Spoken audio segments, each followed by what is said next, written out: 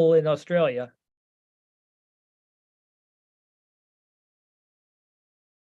I think this counts as a quorum, right? Yeah. Yeah, I think Woody has some family obligations though. Okay, no big deal.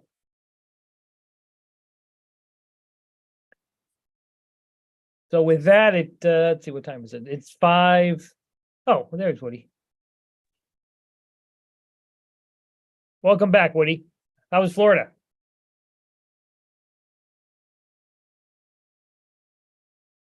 Can you hear us, Woody? Yes, Okay, good. Welcome back. thank you.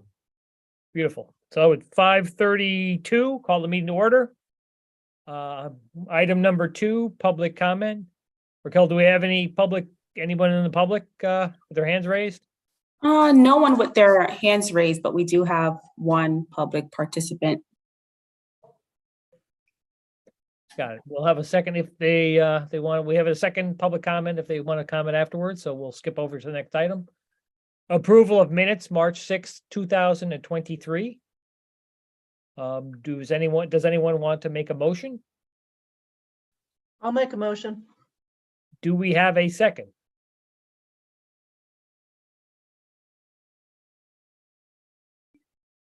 Come on, guys, I wasn't second. there. Yeah. I'll second. Okay. All in favor? Aye. Aye. Oh, Woody, you should abstain. Okay, For the record, Woody abstains. Item number 4, architect's update. Gentlemen, if you want to give us your update. Sure. If you don't mind, I'd like to share my screen. We have some updated slides to show the building committee. Good evening, Mr. Chair, members of the building committee. If I can share my screen, okay, great. Everybody can see my screen, full screen? Okay, excellent. Yes. So a couple of things. One, discussing the site layout and parking.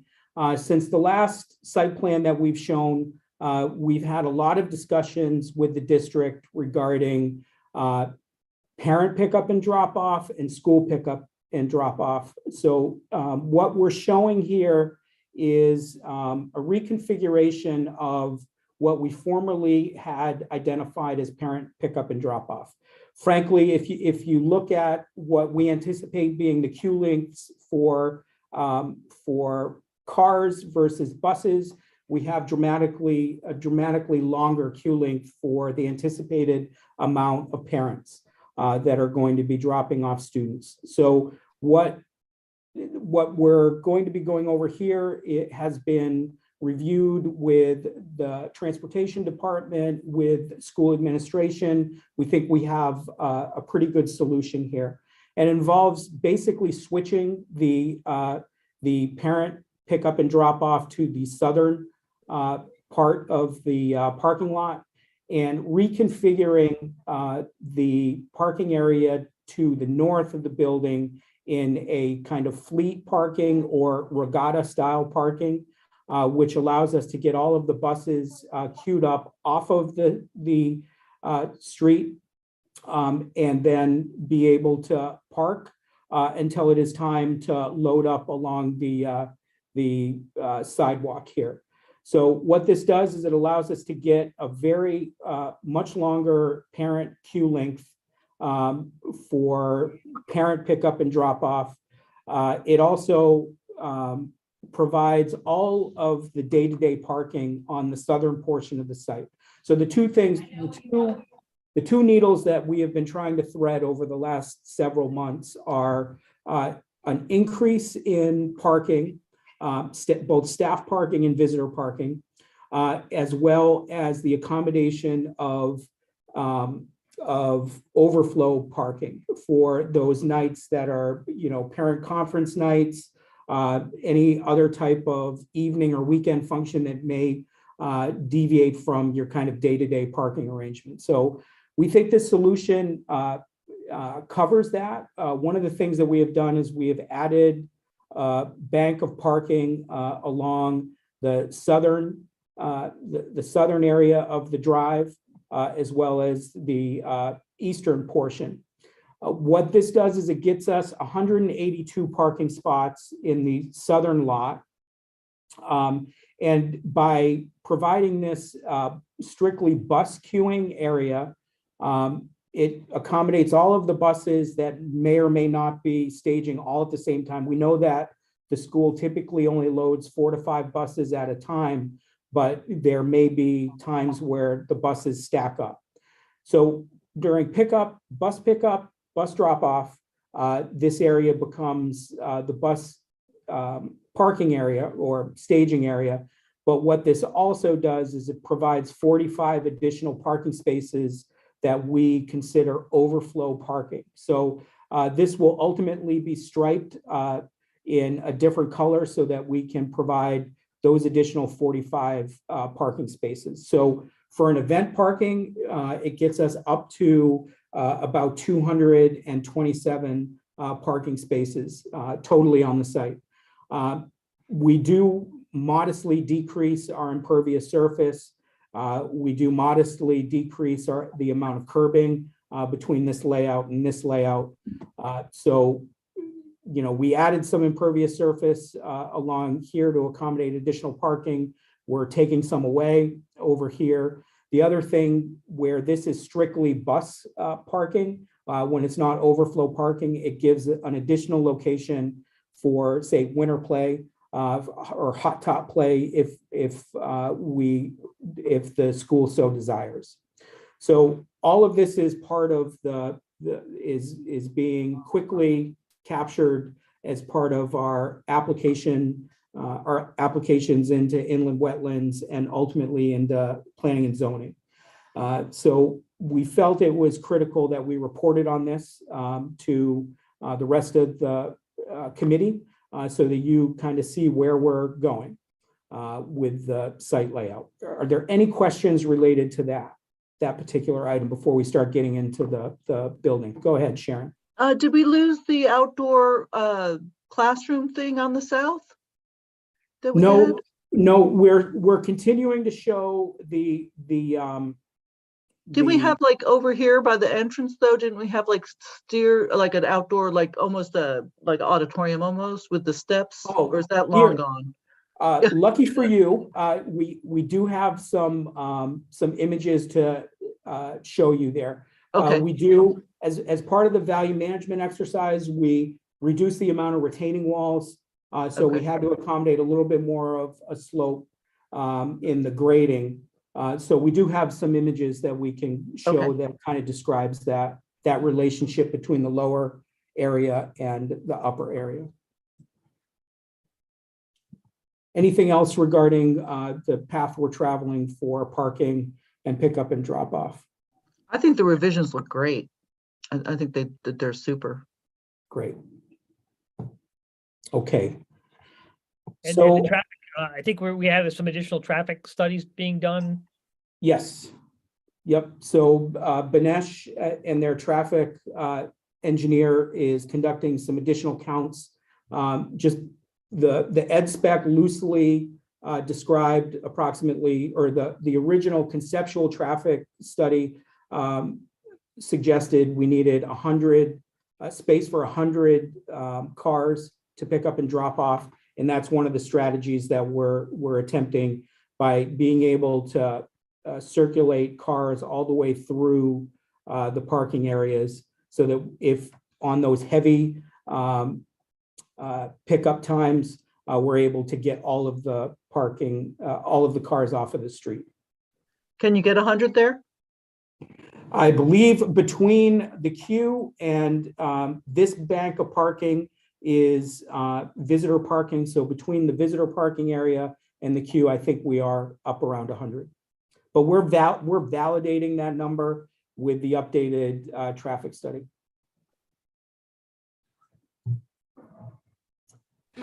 So that 100 is not the new study, that's the old study. Yes.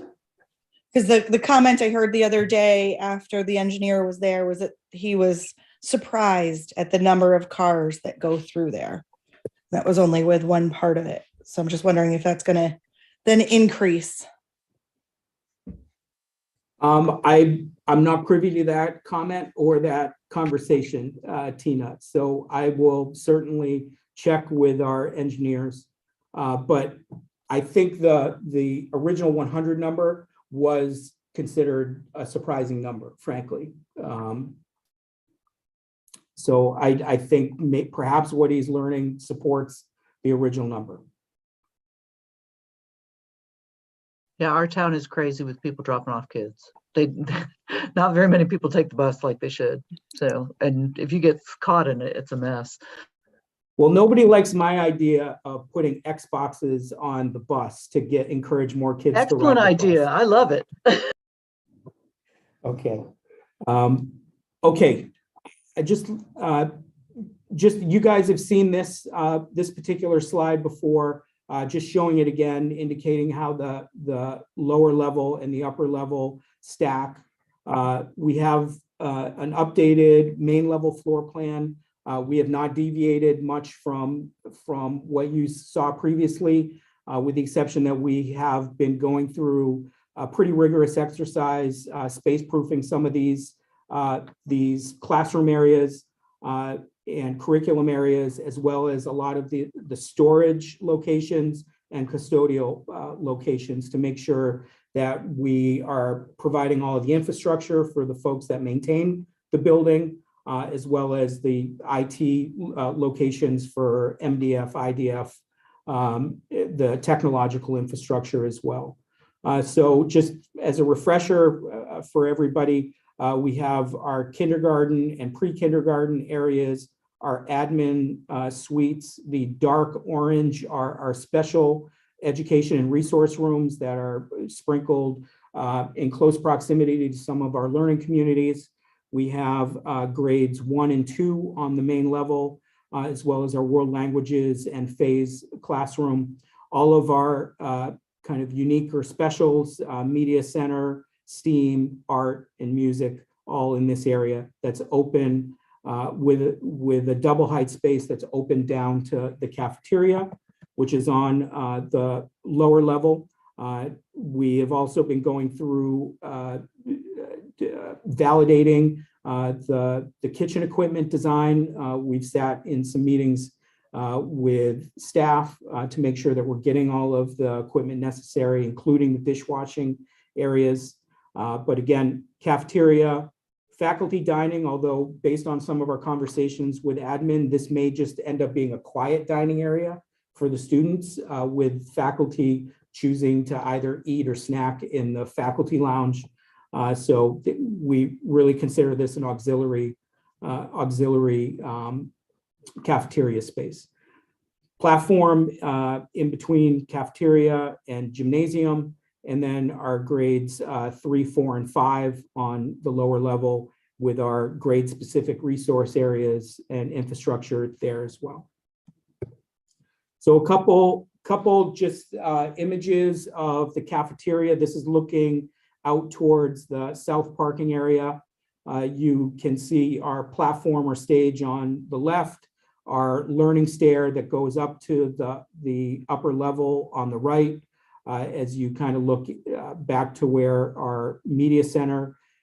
So this kind of gives you an indication of this concept of the learning stair, or the additional kind of informal teaching and learning area. This is from around the platform, looking back to the second floor or the main level. So again, we're on the lower level. Our entrance or the parking area is to our left. The kitchen is to our right.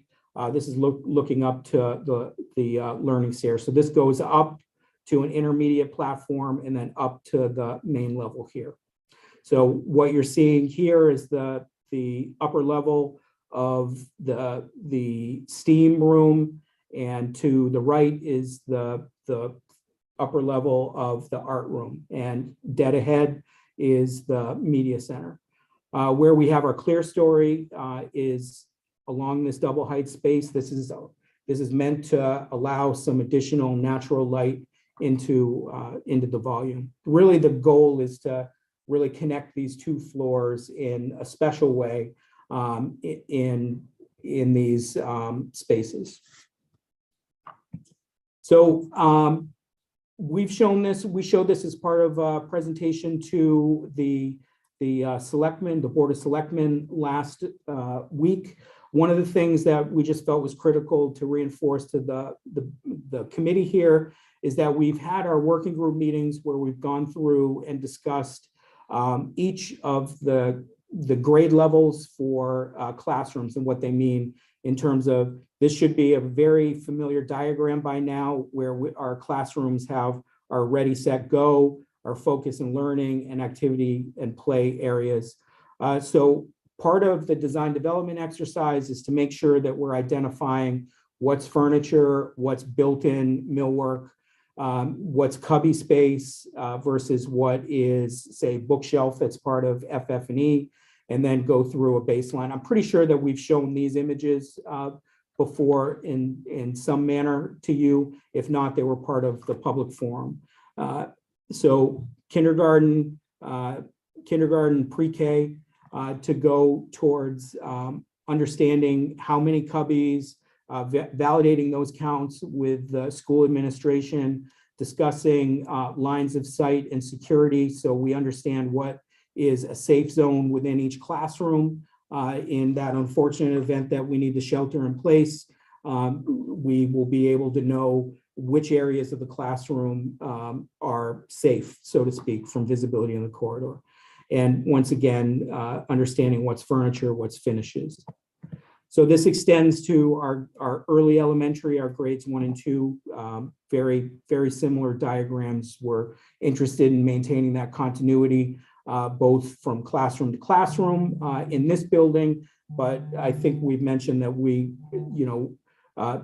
these are exercises that were in part some of our work at Brown to make sure that we're having some continuity across the board here. Then our grades 3 to 5, the only distinction here for grades 3 to 5 is that our student storage is in lockers that are outside of the corridor. So we no longer have cubbies. We no longer have in classroom toilet rooms. So those are the main distinctions, but we try and maintain the design consistency from grade to grade. So some of the images that we've been developing as part of the design development package. This is that area, Sharon, that we were discussing that you had questions on. You'll see where we are accommodating some of the grade differential between the upper parking lot and the main entry over here, and the lower entry, the cafeteria beyond, as well as I'm going to move all of your faces out of the way. This is the stair that is at the corner of where the learning communities start to the right, and the gymnasium is beyond, and the cafeteria is directly at the lower level. So we're still providing some exterior curriculum space or outdoor learning space. This is, of course, in addition to the enclosed exterior space that's up by the K and pre-K wing and off of the media center. This is an additional one that we think, just by providing some low seating areas, this really becomes a natural area that you can have outdoor learning. It can be outdoor eating, etc. Close visibility to the main entrance and any faculty all have eyes on this space. So it really becomes a special part.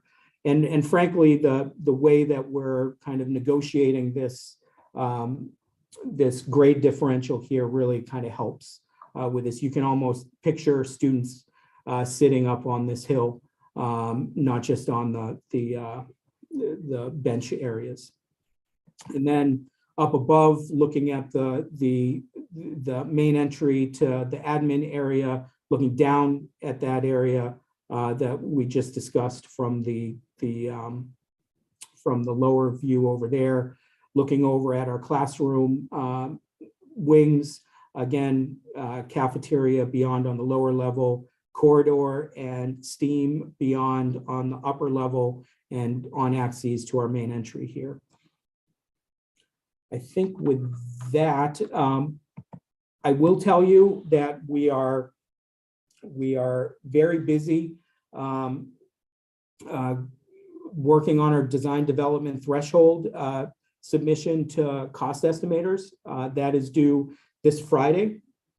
And from there, the cost estimation will be approximately 3 weeks, followed by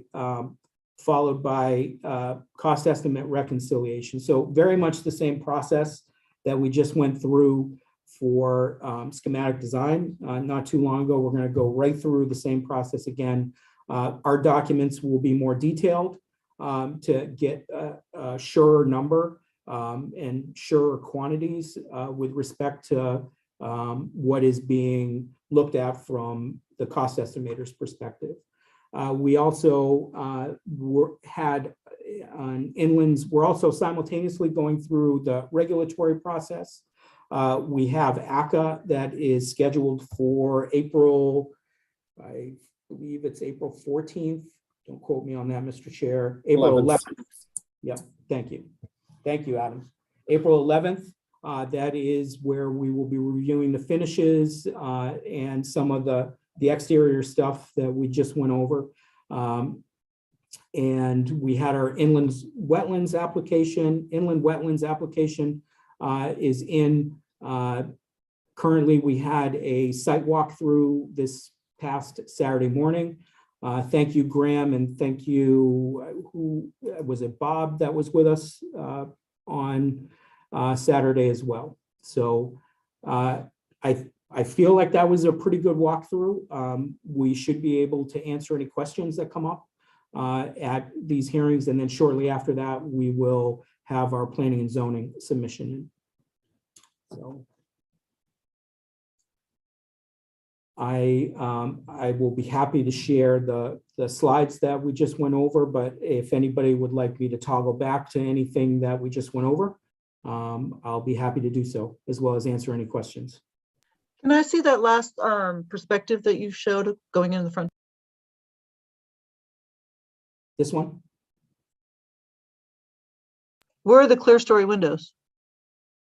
Oh, they are, I believe you cannot see them from this perspective. They're behind this. This is the wall surface that is. Oh, okay.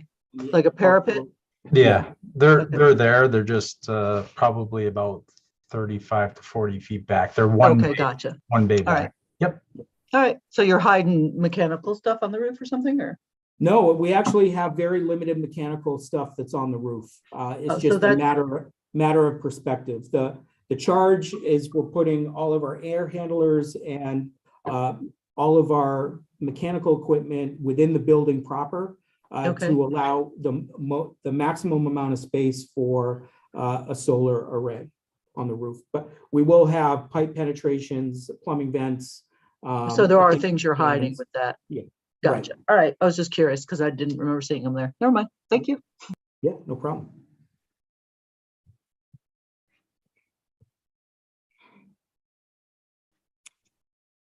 Any other questions?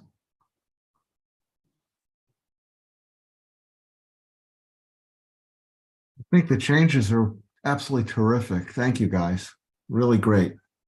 I agree.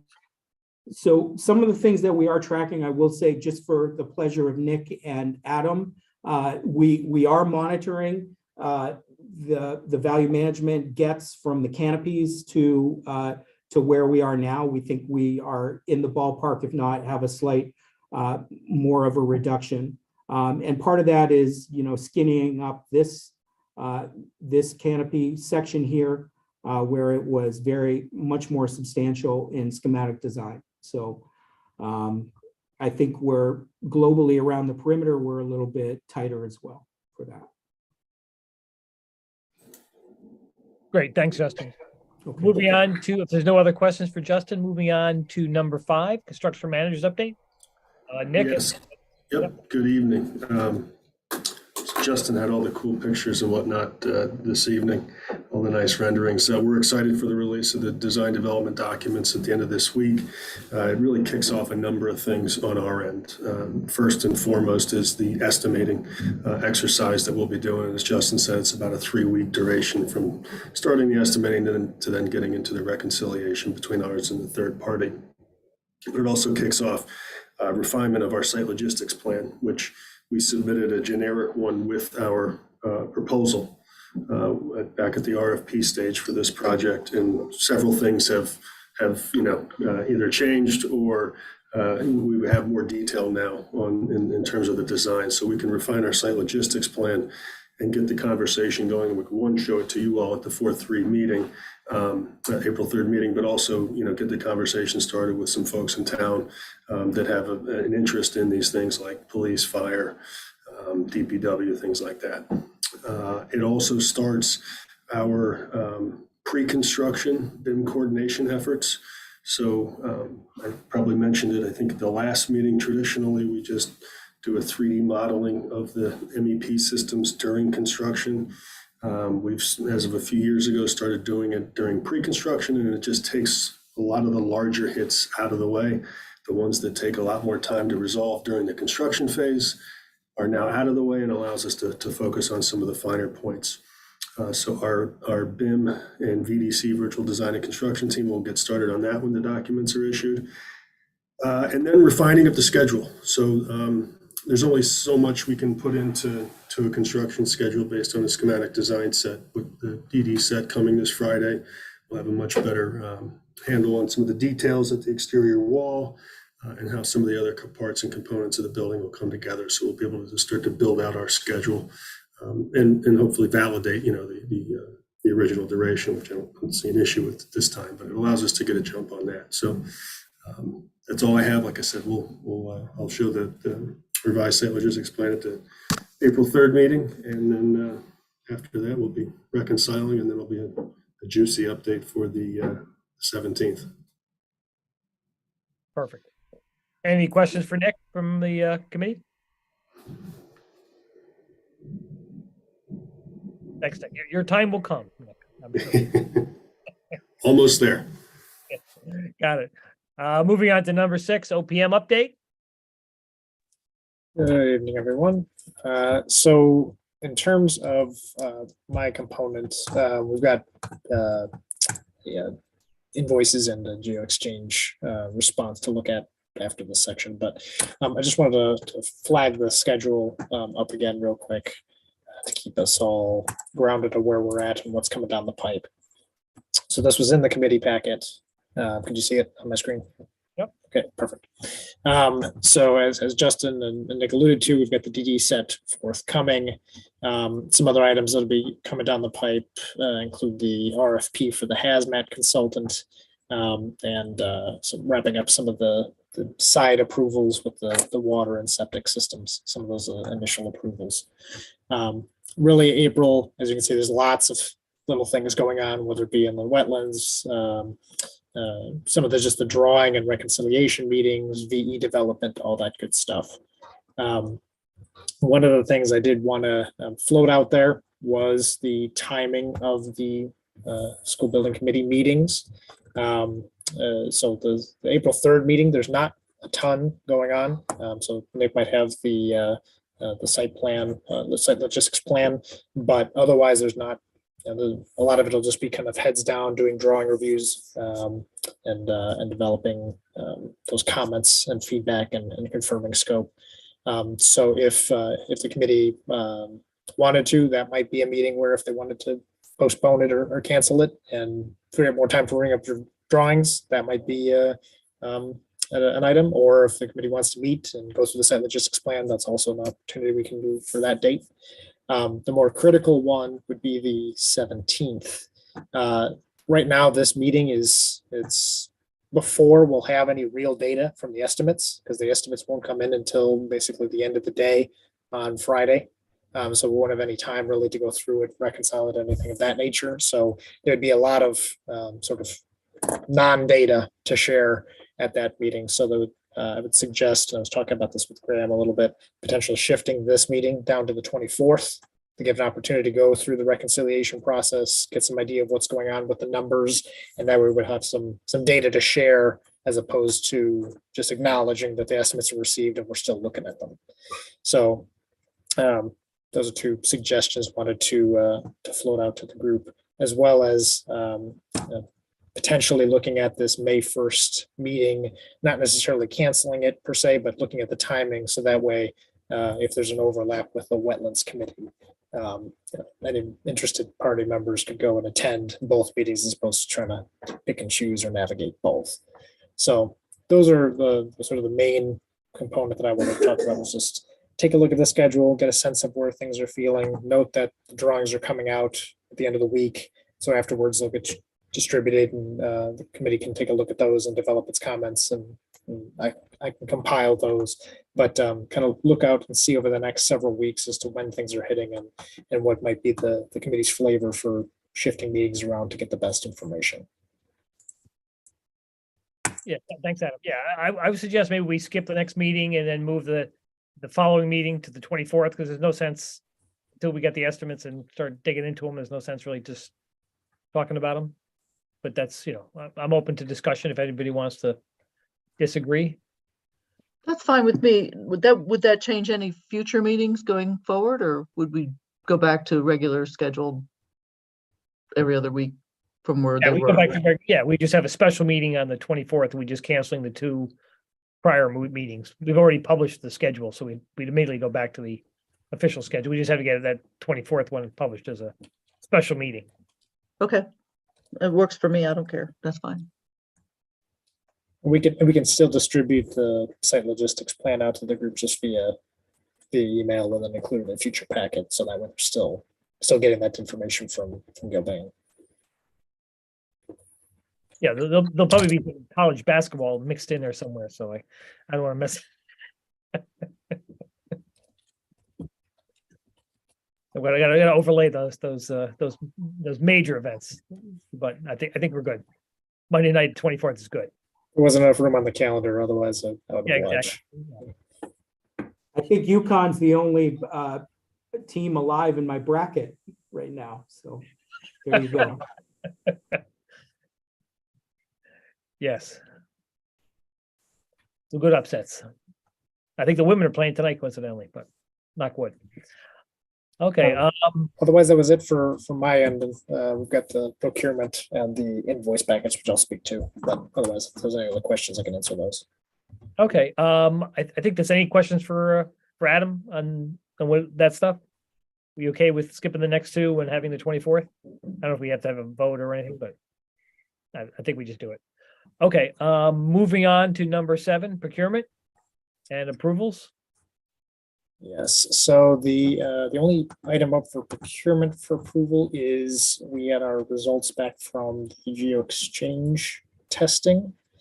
There was only one bidder, which for this package wasn't exactly a shock, as I've been in another municipality for the similar type of project, and they also only received one bidder, which just seems very sort of territorial for 2 wells. And that was from SEMA Drilling. And they submitted for $34,180 to do our testing and our test wells, which was in alignment with general expectations of what the value would be. So if there are any questions, I can answer those. Otherwise, there is a draft motion to recommend awarding the contract to SEMA. Any questions, Woody? I know you have. No questions. I was expecting this. I've been in touch with Rob Sima for a long time on this and some other projects as well, but it just reconfirms the fact that we're going to spend under 13,000 per well, maybe get it down to 12,000 per well if we can get enough bidders involved in this. But you can see the 25,580 is for 2 500-foot bores with casing and everything. The reason it's 34,000 is that it's almost 6,000 in testing, which we wouldn't be redoing. So actually, I was really delighted because it's about $300 or $400 less than Rob's quote to me in December when I asked him for a rough estimate of these things. So numbers look good. I'm really pleased with that. I hope that ties into what the estimators think, Adam, because these are solid numbers.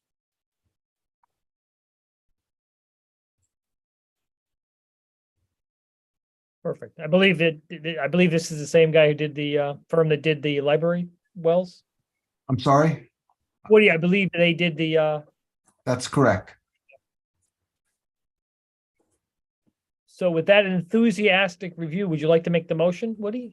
Sure, I'd like to make the motion that we reward or award the RFP for testing and drilling 2 wells to Simon Drilling for the sum of $34,180. Do we have a second? Bob's quick on the second. Beautiful. All in favor? Aye. Aye. That's unanimous. Excellent. Any other procurements? Do we have any other invoices to approve, Adam? Yeah, not procurement, but item number 7 or number 8 is the invoice packet. I'll share my screen again. And we've got 3 invoices for this evening. The monthly Collier's bill, the bill for paying for the advertisement for the GeoExchange RFP, and then TechDon's monthly bill, a total of $190,725.28. Any questions from anyone before we get a motion?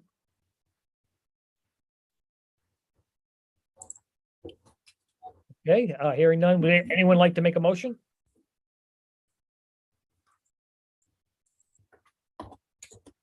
I'll make the motion. I motion to approve the invoice package dated 3/20/23, including invoices for Colliers, Hearst Media, and Tecton for the approval of $190,725.28. Thank you, Sharon. Do we have a second? I'll second that. 80 seconds. All in favor? Aye. Excellent. Moving on to item number 9, public comment.